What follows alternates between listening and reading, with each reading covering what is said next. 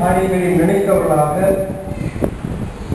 இங்கே கடவுள் அவரை எல்லா பயத்துக்கும் நீங்களாக்கி மீட்டு விட்டார் என்று தெளிவாக சொல்கிறார்.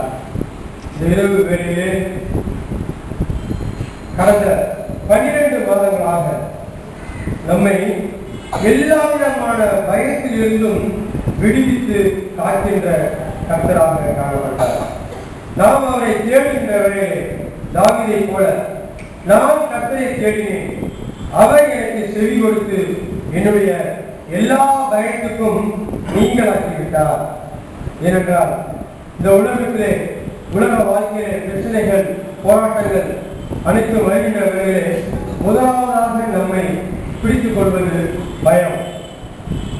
யோபு கூறுகின்றார் 3ஆம் அதிகாரத்திலே, நான் பயந்த காரியம் எனக்கு நேரிட்டது.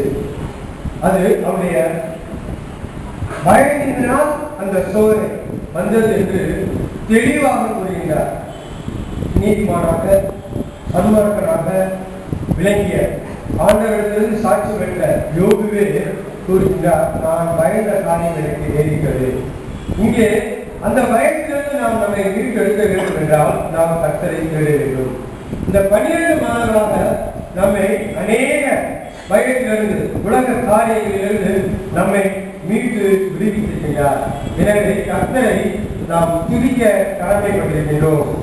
இரண்டாவதாக நாம் பார்க்கின்றோம், அதே 34ஆம் அதிகாரம் 6ஆம் வசனம், இந்த ஏழை கூப்பிட்டான், கர்த்தர் கேட்டு அவனை அவன் இழுக்கங்களுக்கெல்லாம் நீங்களாக்கி ரட்சித்தார். தாவீதுடைய அனுபவம் நம்முடைய வாழ்க்கையிலும் அநேக வேளைகளிலே இடுக்கண்கள் வந்திருக்கின்ற வேளையிலே இந்த சூழ்நிலையில் என்னால் எவ்வாறு இந்த சூழ்நிலையிலிருந்து மீண்டு வர முடியும், இதிலிருந்து என்னை யார் விடுவிக்க கூடும் என்று நாம் ஒருவேளை பரிதவித்துக் கொண்டிருந்த வேலை காணப்படலாம். ஆனால் இன்று எத்தனையோ பேருக்கு கிடைக்கப்படாத சாக்கியம் இந்த ஆலயத்திலே அமர்ந்து அவருடைய நாமத்தை ஸ்தோத்திரித்து துதித்துக் கொண்டிருக்கின்றோம். காரணம், எல்லா இடுக்கண்களுக்கும் நீங்களாக்கி தாவீதை ரட்சித்த கர்த்தர் நம்மையும் இந்த 12 மாதங்களாக இந்த 2014ஆம் ஆண்டின் கடைசி மணி துளி வேலை மட்டும் நீங்களாக்கி காத்து வந்திருக்கிறார்.